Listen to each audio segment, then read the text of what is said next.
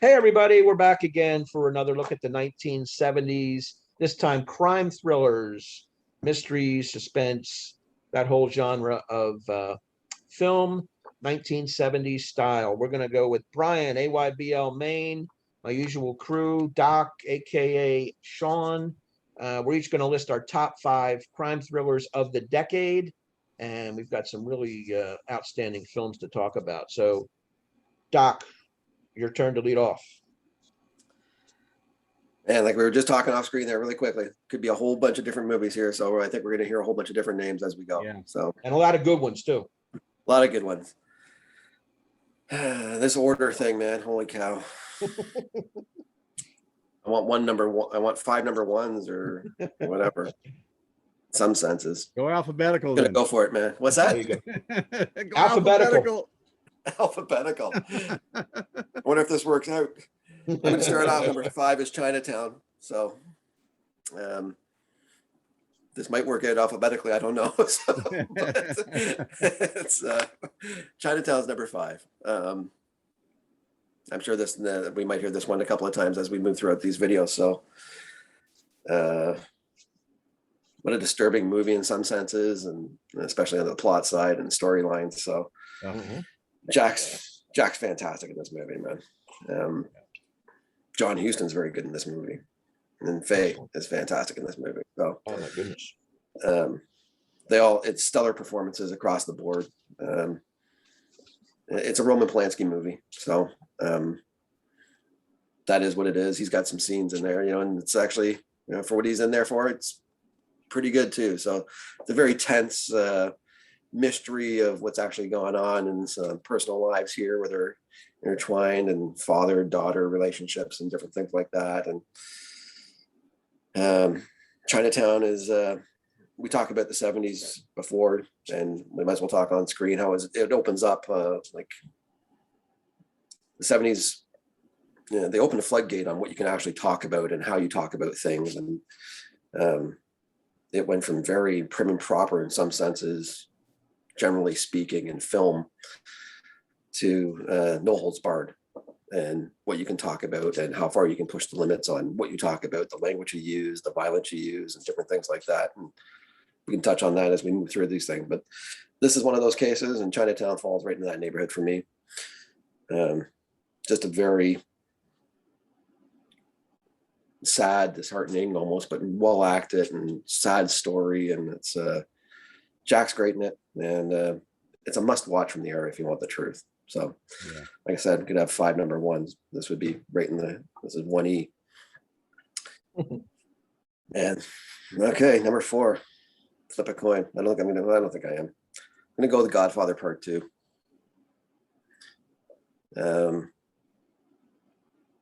Yeah, you might figure out which one I like better now. So, but Godfather Part II.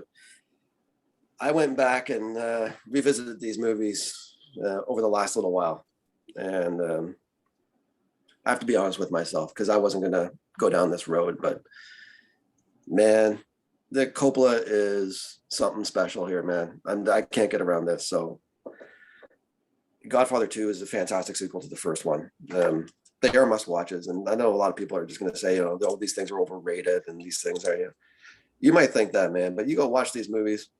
This is not an overrated movie, man. These are epic dramas that are telling stories of a crime family here that is so well done. Mario Puzo is writing a script that is, the only reason why 2 is where it is right now is because the storyline for me, I would just wish it was a little less of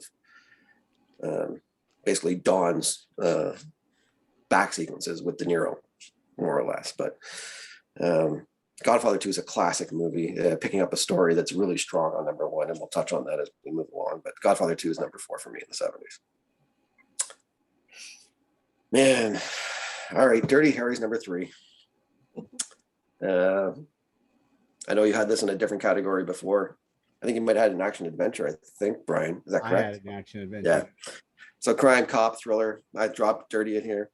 I could put Magnum Force in here. I could put, I love all the Dirty Harrys. So The Enforcer. The They're all Enforcer, great yeah. movies, man. They're all great flicks. Check them all out if you haven't seen any of the Harry Callahan. I mean, they're great, even in the 80s, Sudden Impact. Go watch them all, man. Harry Callahan's a fantastic character. Brian's already touched on this and what the actual story entails with Scorpio being the killer, kidnapping, gonna kill, and give you the money and all this other kind of stuff. Shot really well.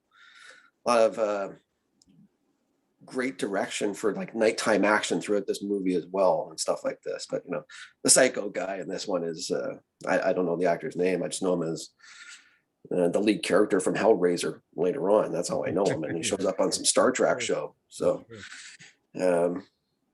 but Dirty Harry is Dirty Harry for a reason, man. This Callahan is a no-hold-barred cop, and there's only one way that he handles being a cop, man, and it's his way. So, and it's his own law in a lot of senses. So Dirty Harry's a classic. Can't get around it. It's my number 2. Number 1 is my number 3. My number 2 is French Connection. So Yep. love Gene Hackman too, man. So, and this other cop, story here, the French Connection about I think you might have had this one before, Rich. I had this earlier. Yeah, I had it in Action Adventure, I believe. Yeah, an Action Adventure. So yeah, put my cops with my cop crime thriller thing. I don't know what I did, man. I'm just all. Guess I had some other adventure ones I dropped in before, but French Connection, like Rich has mentioned before, drugs coming in from France here, and Popeyes he thinks he's got a lead on something big going down, and he doesn't have the best track record before he gets to this one, but turns out that he's batting 1,000 on what his actually gut feel is on this one, in this case that he's trying to crack. So Gene Hackman is fantastic in this role. I can't harp on that enough, and I won't. But the direction, Rich, you talked on that, some fantastic scenes, especially great chase scene alone.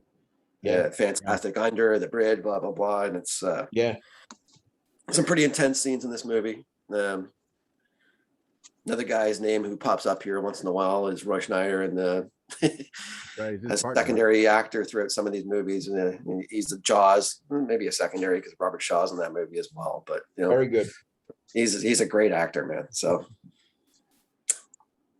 it only leaves number 1 at number 1, I guess, and it's going to be The Godfather. So, what can I tell you, man? I talked a bit on number 2 there about what I thought about Coppola, and it stems from this. The Godfather, it's a top 10er, man. Now, man, I don't know. For me, it's epic. It's a top 10er all time. So it's an epic flick. It's shot like there's no tomorrow.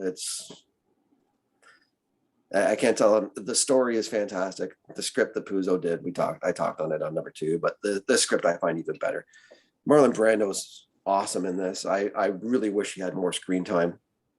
Yeah. For the character, the Godfather. Don't get me wrong, the secondary cast in this is not secondary in any manner. So this is perfectly cast. Perfectly.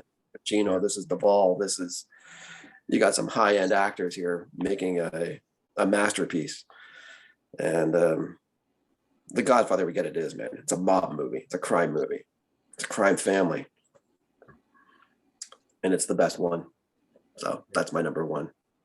I can't harp on it enough. It's the best one I'll see. Very good. I have both the Godfathers in a different category. I didn't put them in crime, but sleepers. I respect your picking that number 1, no matter what category it's in. Thank you. Okay. Brian. All right. So I had no surprise here, Doc. I had 4 of yours. Whoa. 4 in this category. That's pretty good. Once we start hitting them, then I think the only one that's different is as my number 5, and that's I've got Marathon Man here with Dustin Hoffman. I'm scheduled for a dentist appointment in October 20. October 22nd, and I will Don't not be go. watching, Don't go. I will not do be it. watching this movie before I go. There is absolutely no way. I did tackle this. This is another movie I had to tackle again because I had not Yeah. seen it probably since the 90s. I had when I was working at a video store. I haven't seen it since then. And he's a grad student, and his brother was a friend of somebody who was friends with this doctor who was an ex-Nazi who wanted to retrieve his diamonds and get them to where he's at, and he gets entangled into this crazy world. And that kidnapping scene where there's two guys that holding him down to the chair, and then he just suddenly decides to torture him, that he's going to start drilling into healthy teeth until he hits those nerves. He says, Nerve. and I can tell you, because I have trigeminal neuralgia and I have chronic nerve pain in my face. There is no worse pain in the world than nerve pain, because it's not something that can be treated with painkillers or anything. I have to treat mine with anticonvulsants, and it's uncontrollable pain when it happens. I cannot imagine a situation where somebody takes a drill into one of my teeth nowadays. I couldn't imagine. Oh, please. So I got that at number 5, just for that scene alone. I'd be That's like, yeah, enough. this is here, right here, suspense. Number 4 for me is French Connection. We just got through talking about it. Gene Hackman's great. Roy Scheider's great. I had watched that again. That and The Conversation I actually watched back to back because I wanted to see both of those again to do this stuff. But I thought the car chase scene was probably a good 7-minute long car chase scene, and you don't appreciate the filmmaking that goes into it until you see like one particular scene where he got T-boned when he was coming just under the bridge. He gets T-boned. Now you have to shoot that scene. You have to be thinking about that scene in your head 3 different ways, right? You got to see it. You got to see it from the car getting hit far away, his reaction with his body when his car gets hit, and then the car again afterwards, like a close up of the car again afterwards as it pulls away from the car that hit it. I'm like, so in other words, you got to be thinking about that in your head 3 different ways. So you're constantly having to think. They must have used 4 or 5 cars of the same kind of car, to get through this, to be able to do some of the things that he did in that scene.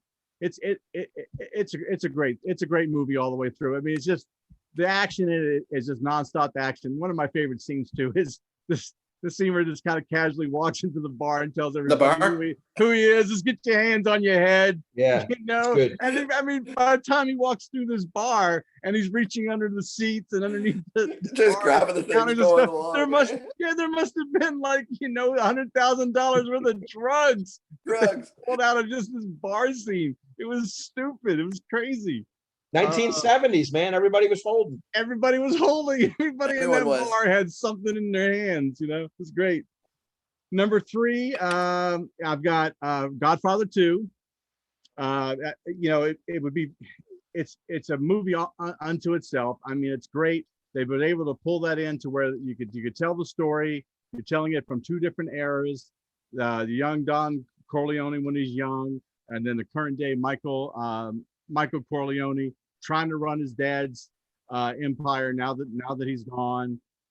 It's got I like some of the new people they brought in, like they got Bruno Kirby that they brought in. I thought he did an excellent job.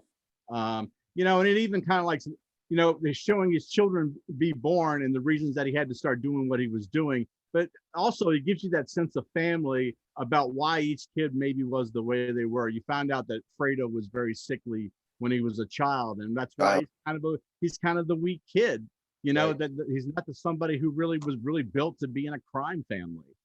So you kind of get that backstory a little bit, and it all kind of works really well. And I think the really tough part about the whole movie, of course, is that this is a movie where Michael has his brother killed. His brother betrays him, and he has his brother killed because of it. And that scene where when Fredo gets on the boat and then young Anthony wants to come go fishing with his uncle and they call him back to the house, as the viewer, Fredo ain't coming back from that boat. That's the end of it, man. And he knows too. Later on in the Godfather 3, they make that kind of an illusion that even Anthony knew Right. that Yeah. because only one person came back from that boat. Even he knew, just never said anything as a child. So Yeah. I think he's just out there. He's out there praying. I think like that when it yeah, just he before is. He's going saying the down. rosary. I mean, so even Fredo knows. You know, you're not Yeah. coming back. That's right. So number two is Chinatown. Doc, you already talked about it.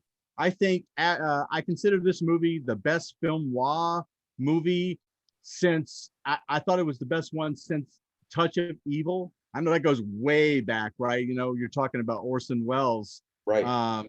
made Touch of Evil with Charlton Heston and himself. That was just a really dark movie.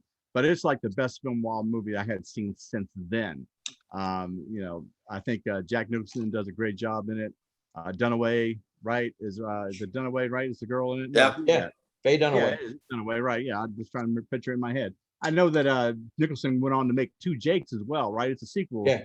to this. Not Right. quite as good. I think Nicholson directed it and didn't quite hold up as well. But Wasn't good at all.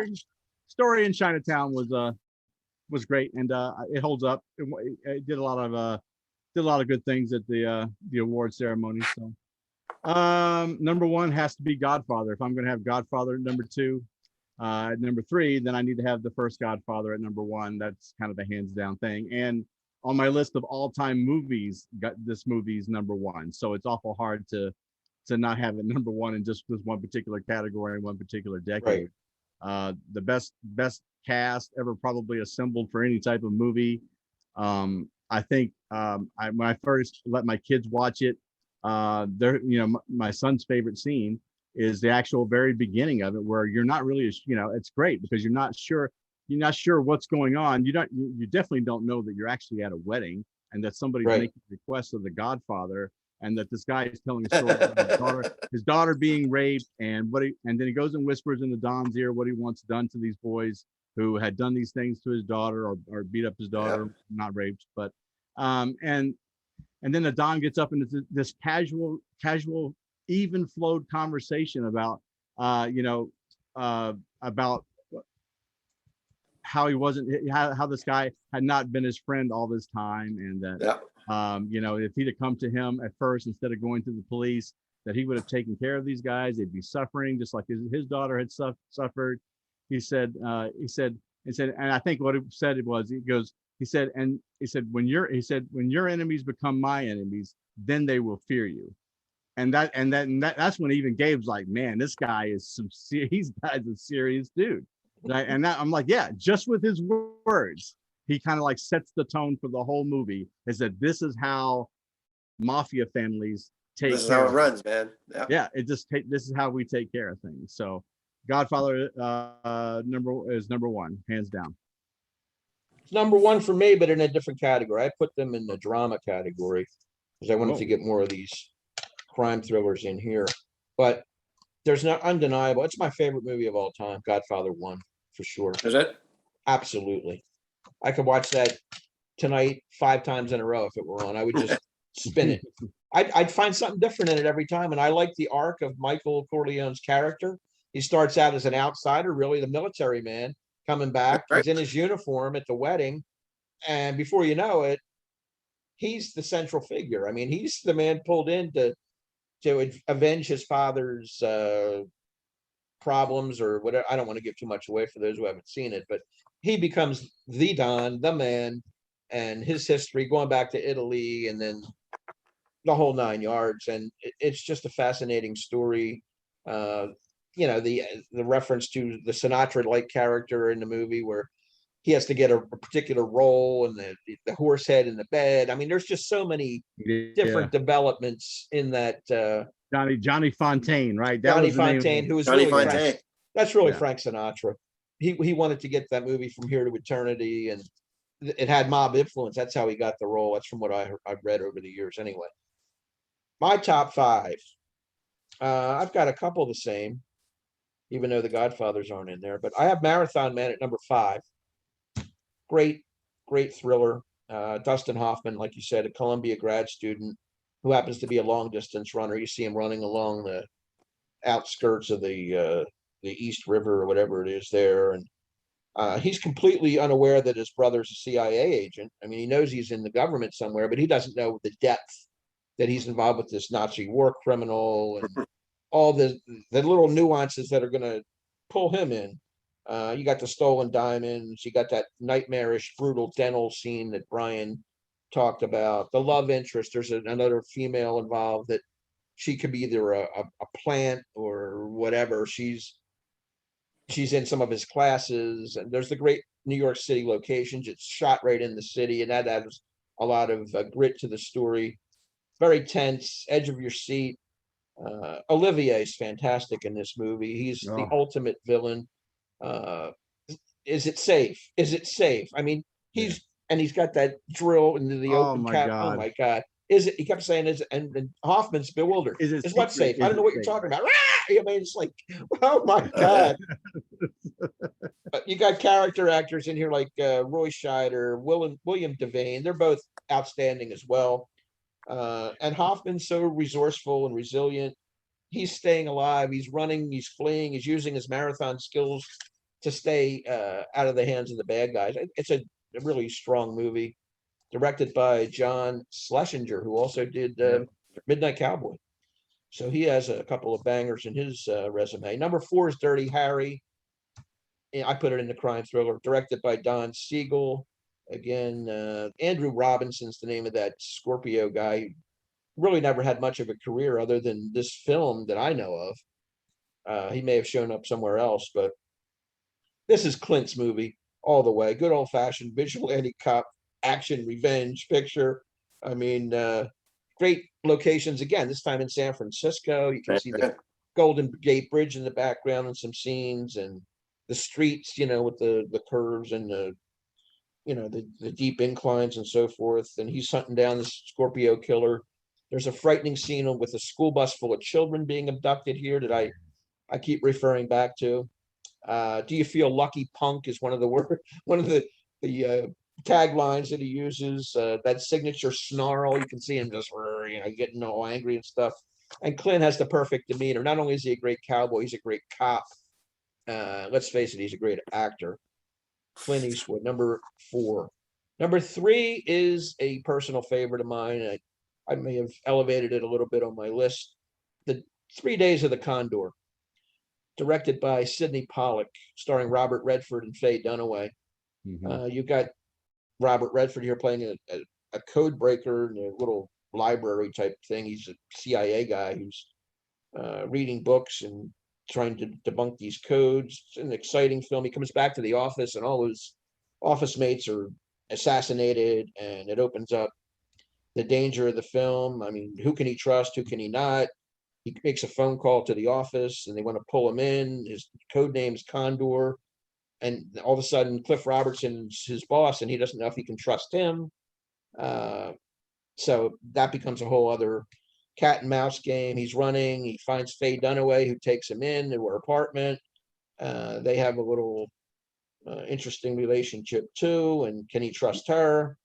Is Max von Sydow the bad guy in Max von Sydow's the bad guy, and he's excellent too. He's almost a match for Larry Olivier there. I mean, he's really good too. And then Redford gets into an elevator because Max von Sydow's been sent to shoot him, and he doesn't really know. And then all of a sudden, that turns into an interesting dynamic. It's a good edge of your seat political thriller. One of Redford's best roles of the 70s, I think. Directed by Sidney Pollack, who brought us Tootsie and some other classics. The Way We Were, I think he directed as well. But I like 3 Days of the Condor. It's an interesting movie. Number 2 is The Conversation, another Francis Coppola movie. I love this movie, starring Gene Hackman. You've got John Cazale in here, Fred Forrest, Cindy Williams, Harrison Ford, Robert Duvall, all in supporting roles, Terry Garr. And this involves surveillance of a young couple in San Francisco in the courtyard, Union Square. Cindy Williams, right? That's Laverne. That's like Shirley. That's Shirley. Yeah. Shirley. Yeah. There's a young couple played by Frederick Forrest and Cindy Williams who. Right. Okay. Yeah. That's right.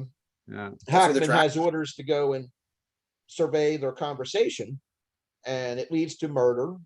He becomes obsessed and tormented by the outcome of his work. What did he give these people, and who ended up really getting murdered? It's a good character study for Gene Hackman, who's this totally is real detailed, rigid, regimented, private guy who he has his own little business, and he's a religious man. He has this little artifact that's very dear to him in the middle of his apartment. He plays a musical instrument as well. This movie was influenced by Blow Up, which is that Antonio film from the 60s, where it's just a mysterious murder shot, and he puts together the pieces of the puzzle. This is a lot like that, with Hackman listening over and over again to these audio tapes. What was said? Who's the intent? Who gave him orders? I mean, there's all kinds of mysterious stuff involved here. He's a lonely guy, sits in his apartment at night, plays jazz. He really doesn't have any permanent relationships or friendships with anybody outside of work. I think it's a slow burn. It's very subtle in its details. Intelligently written and directed by Coppola. If it wasn't for the Godfather films and Apocalypse Now, this would be the film that Coppola would be known for. I mean, it's sort of lost in his resume.